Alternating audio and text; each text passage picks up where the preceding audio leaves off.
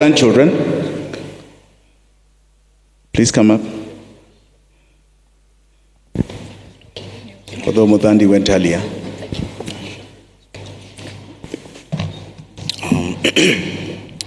Good afternoon. On behalf of my grandmother, Shushu, and the rest of the family, I want to thank you all for being here. I want to thank you for mourning with us on the passing of my grandfather. I am not really a public speaker. I think I got that from him. Just joking. We all know Honorable Maina Wanjigi loved to speak, and he loved to speak in public. He would always encourage me to do so, but I took it and I transformed it a bit, and I married a talker. I married Susan Wanjigi, who is on radio.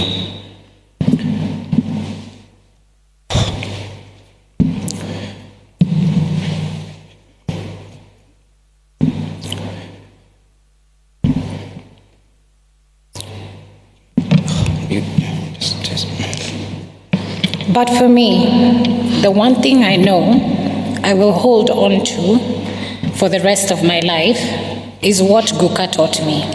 And that is how to be a good person.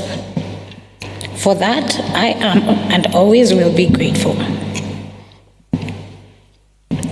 This is James Wekesa Awori. This is his sister, Maria Awori, married Kevin Roro.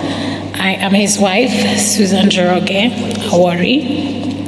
And Guka, I just want to say thank you for giving me the best husband in the world. I have only been married for 1 year, but I am ready to go head to head with any woman here and prove to you that I have the best husband in the whole world.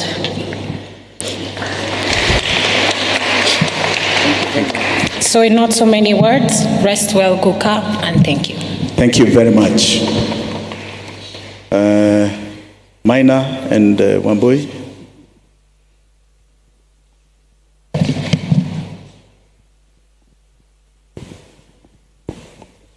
Good afternoon.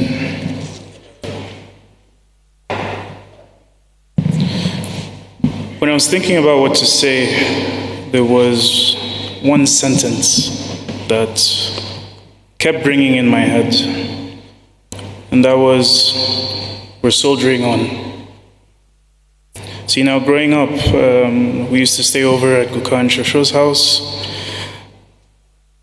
and that was one of the best memories, going to the farm when you were very young. And it was a break from home when my parents were a bit too much sometimes. The meets, the bonding, even with my fellow cousins. Our grandparents would give us very good knowledge into what life would throw at us. And that sentence, we're soldiering on, was always there. Now, when I was away during high school and university, so when I would come back, we'd meet as a family, and every gathering, it would always end with Luca looking at me and saying, we'll talk. And I knew that meant we'd go talk in the office. Initially, I was scared, to be honest, but at some point, it turned into advice, leadership, and all those things you need to learn as a man. I would always ask him, Guka, how are you? He always says, we're soldiering on. And the meeting would always end with, we're soldiering on. Even when things got bad for him, even when we're in a hospital together, I would always ask, Guka, how are you? He said, we're soldiering on. Thank you, Guka, for instilling strength in me and our family. And from wherever you are, just know we as a family are soldiering on. Thank you.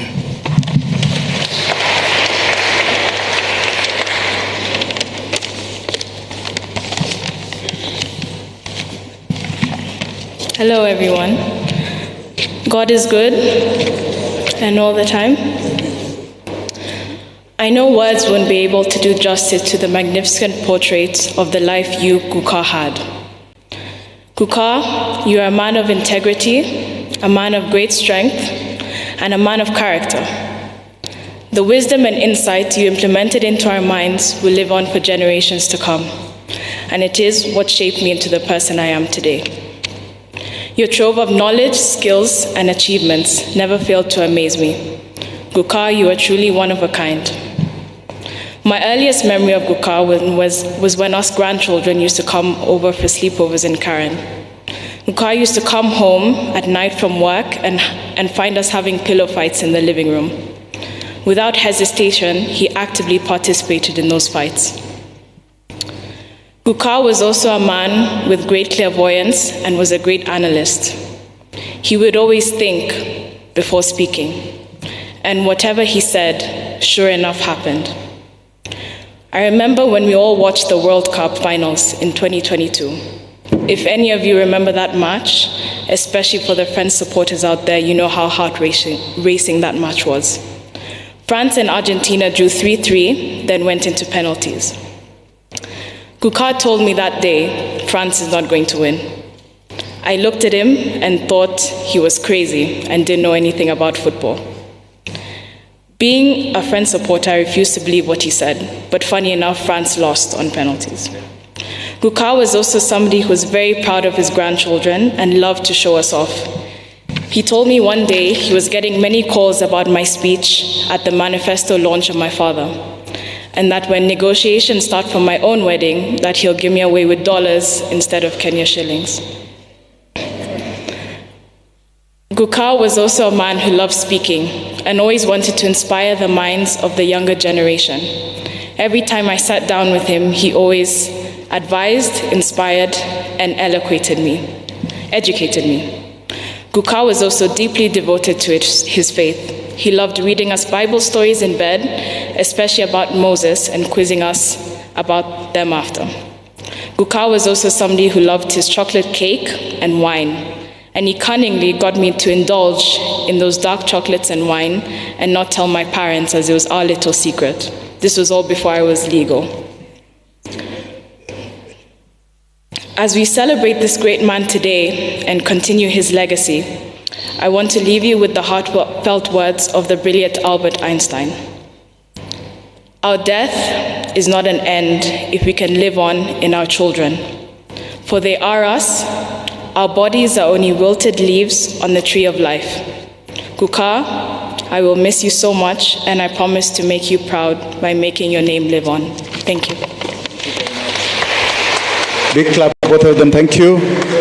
Now we have the last set of grandchildren.